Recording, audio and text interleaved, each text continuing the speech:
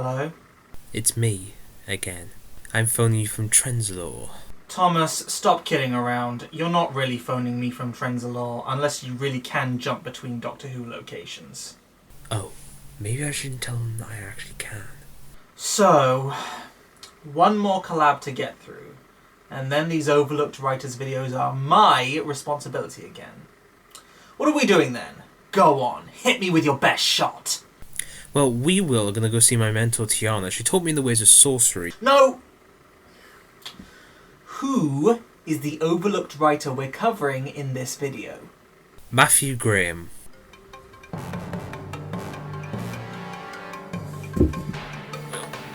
Hello?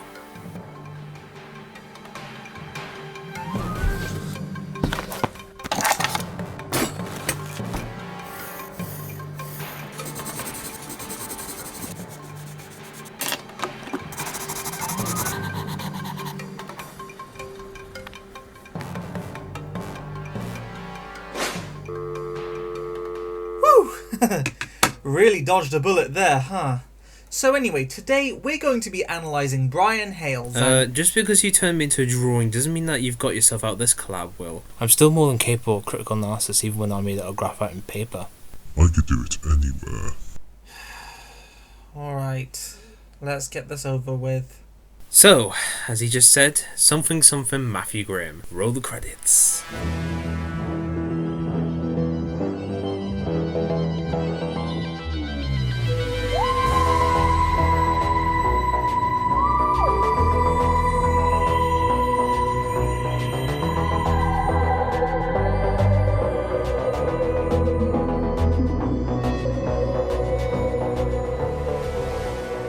Matthew Graham wrote 2 scripts for the revival run of Doctor Who, across 2 different tenures of the show. His debut was 2006's Fear Her, which saw the light of day as the penultimate story of Series 2, starred David Tennant as the 10th Doctor, and was a relatively minor footnote in Russell T Davies' first era as showrunner. Gotta get used to saying that now. His second, and currently most recent contribution, came in the form of a 2-parter 5 years later, The Rebel Flesh, with Matt Smith now firmly in the headlining role, and the story residing in the first part of Stephen Moffat's Series 6. Okay, sorry to interject, but he did actually write 3 scripts for the show. The Rebel Flesh and the Almost People count as 2 separate installments, I'll have you know. Thomas, that ain't how I roll, and you know it. Oh, yeah, sorry. Anyways, shall we just get into the meat of the video? If you insist. So, Matthew Graham.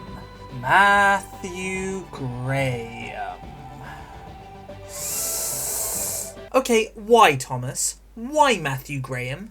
Well, William, my comrade, Matthew Graham has a bit of a reputation in the fanbase, and not a particularly flattering one. Along with writers such as Glenn McCoy, the bloke that wrote The Twin Dilemma, Anthony Stephen, and I guess unfortunately Neil Cross, he's considered among the bottom of the barrel in terms of writers for each era that he wrote for, not to mention the show in its entirety. But I'm thinking surely this intense viewer dislike is just a little bit exaggerated. There must be something worthwhile that we can both see in his content, right? You could say this is a slightly different type of overlooked writer. Instead of one who's someone nobody really thinks about, it's more someone who people don't really like or think about. Okay, I'm listening.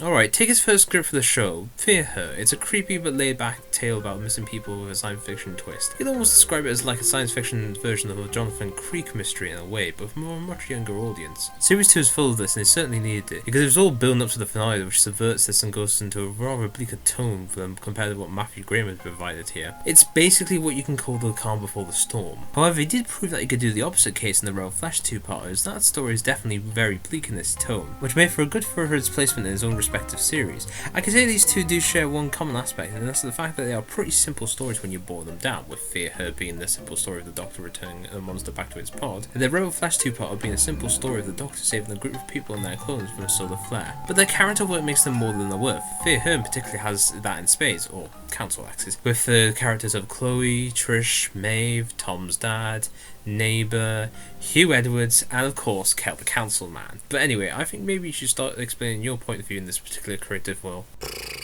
Okay, if you somehow can't tell from my attitude so far, I'm clearly not a fan of his work, to put it lightly.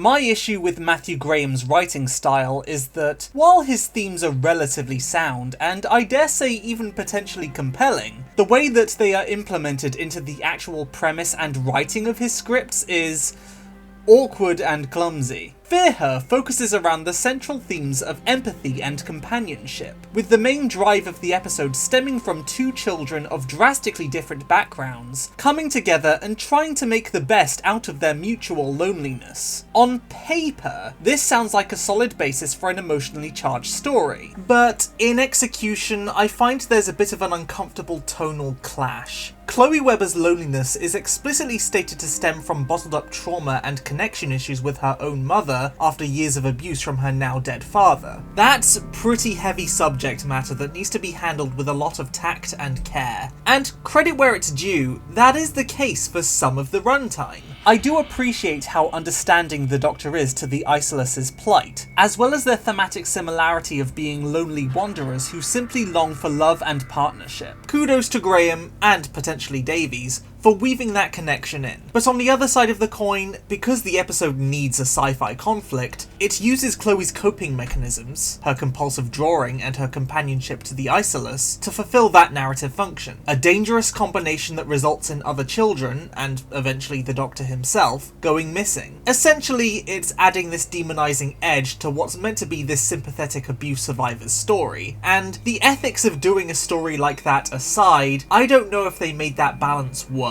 It probably is a needle that can be threaded hypothetically, but in execution it feels like it constantly flip-flops between a sensitive emotional viewpoint of Chloe to an ominous creepy perspective of her depending on what the episode needs at that moment. It does feel like there's this irreconcilable clash between the delicate, caring nature of the dialogue and characters, but also the inherent ominous coding of the episode's framing and the conflict itself. Even the episode title feels awkward in that context. One could argue that it's trying to take a multifaceted approach, but I don't know, I think on a sheer fundamental level, Graham really needed to consider the implications of what he was writing here.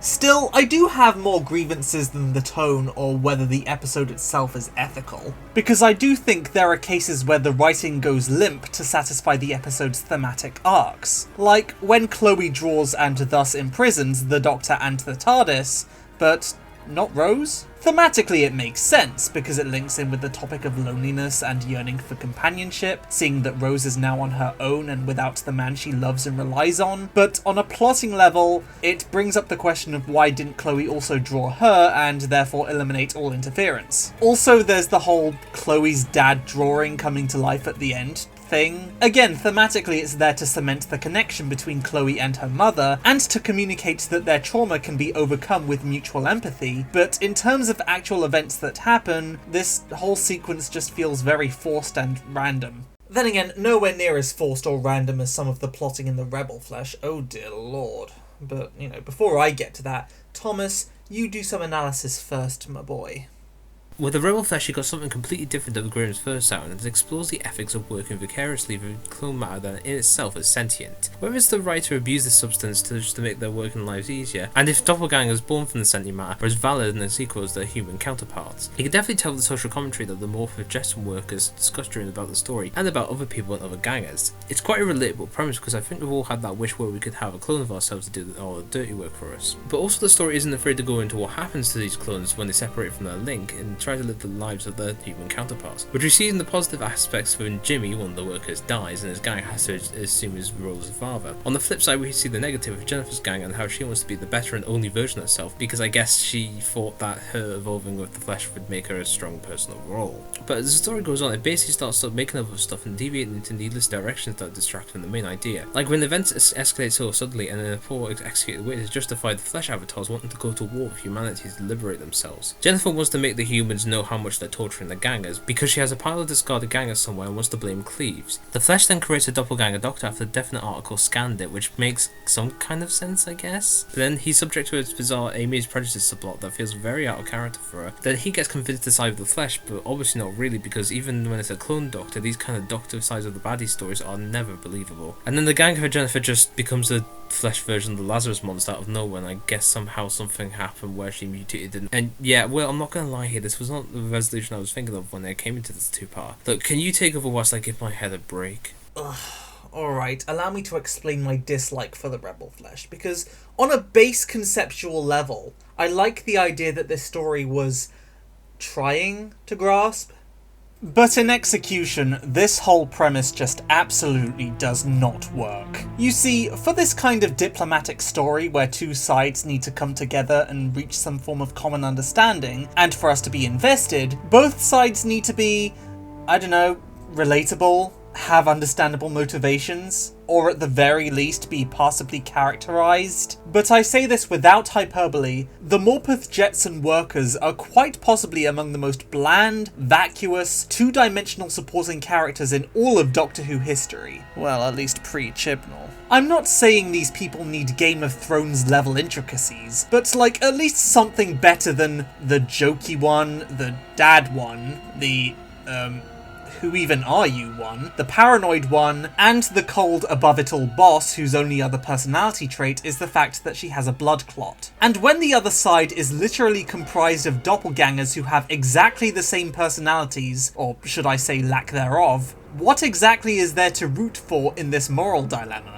Good luck trying to get me to care about this hypothetical of whether or not doppelgangers are just as valid as their human counterparts when they are clones of some of the most vapid and unrelatable people to ever appear in a Doctor Who story. And not only are their base characterizations just seriously underdeveloped, but some of their actions and attitudes in the narrative just don't feel justified even inside the framework of their extremely tenuous personalities. Take when the human Cleves flat out opposes the Doctor's negotiations for peace between the two sides because she says she thinks the newly independent gangers are monstrous mistakes that need to be destroyed, but why? What leads her to stubbornly jump to that conclusion? Just because she's difficult? Just to be contrary?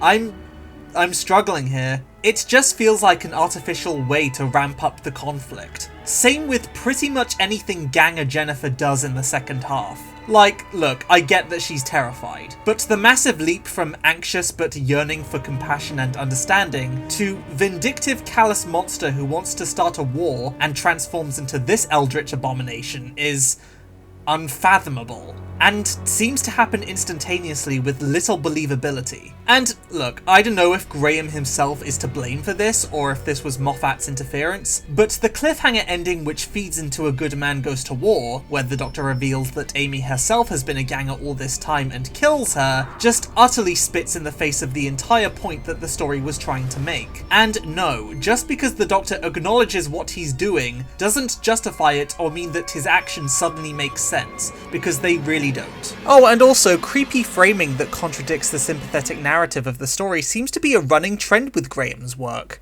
This story is just a disaster. Anyways, I think it's time you ripped the band-aid off and got the general fan reception of his episodes out of the way. Yeah, this is going to be painful. As Thomas said earlier, Matthew Graham's reputation among Doctor Who fandom is incredibly poor, and neither of his two stories are particularly fondly remembered. Hell, his first entry, Fear Her, is the exact opposite. You know the 2014 DWM poll? Yeah, Fear Her impacted one place from the bottom of the entire ranking, only just barely keeping its head above the twin dilemma. Jesus, that's savage even by my standards. The Rebel Flesh, meanwhile, doesn't perform quite as badly, but it's still locked pretty firmly into the bottom half of the poll, hovering around the 180s with the company of the Ark, the Invasion of Time, and Attack of the Cybermen. Yeah, in all honesty, it's a bit sad because Graham's done some great stuff outside of Doctor Who, like his two big shows, Life on Mars and Ashes to Ashes, which he did around the respective times when he made those scripts. And the good thing there is those two shows feel like they're from his head and he can fit right into them. But with Doctor Who, I don't know. It just feels more like he was hired hand just to fill a gap without any direct personal passion from his side of things. Anyways, you got anything else to say, Will? Not really. Yeah, me neither. I feel like this collab is underrunning. Nah, you totally just want to spend more time with me, don't you? Oh, hold on, wait a minute. I distinctly remember something about Unmade stories by him. Give me a second to find it. Right, found it. Will, do you want to take these two or do you want to leave them to me? Huh, that's odd. I only thought he wrote the two. But nah, you handle this. Okay, let's just get a title card down then. Thank you. So, let's get this ball rolling with the first Unmade story. The plot would have had the Doctor and Rose meet a villain who had the power to drain things of their beauty, before proceeding to drain his own planet into a sterile grey landscape. Graham had come up with this concept around mid-2005 after he was hired by an actor, director and original writer for the slot, Stephen Fry, yes, that one, had to drop out due to a lack of time. The idea only ever reached the synopsis period as it was thrown aside for the more budget-saving idea of Fear Her. Yeah, when that idea was placed instead. And to be honest, I'm glad that we got Fear Her, because although it seems like an interesting idea, it would have been a risky move to allow Graham a wild idea like this one. I think with a different writer, this would have been more suited to them. His second Unmade story would have had the 11th Doctor visit an old people's home. A very basic idea in general, it wasn't taken further than this, with Graham being occupied with the final series of Ashes to Ashes and a trip to the USA swallowing up all his time. Though, I feel like this idea must have been shared around at some point, because Simon Nizami's choice has this element placed firmly into the script. And finally, the last reported Unmade story was again for Matt Smith's 11th Doctor, where he would have found a lighthouse that would have been a hidden spaceship. Again, another idea plot of him being too busy to pursue it. I think it would have made for an interesting episode. I mean, we've had lighthouses before in the series with Horror Fang Rock, but I think this one would have been a bit too silly for the series at the time. But who knows, with the right writer, the story could have been written into something brand new. And there you go. So, Will, shall we move on to the summary portion? Alrighty. Matthew Graham had potential for Doctor Who, and he seemed to be a decent ideas man, but when it comes to actually fleshing out those ideas into fully fledged scripts, something just doesn't click, and he resorts to relying on contrivances to keep the plot going instead of actually ironing out the kinks. Not a fan, personally. How about you, Thomas? I feel like Graham was a writer who knew how to write his two stories, but didn't get the chance to do them to his own benefit. Both of them feel like if they were done at different points in their respective seasons, he would have had a better chance of being able to really put his mark into those stories. But with what we have 2 episodes which I can recommend to rewatch, and another one which I'd probably give a pass. Anyways, there you go. Our collab is done. See, it wasn't so bad, was it? Woo! I am free! Well, Thomas, it's been fun, but I'd appreciate it if you other Whoniversals stay out of my videos from now on. So, cheerio. Wait, what you do?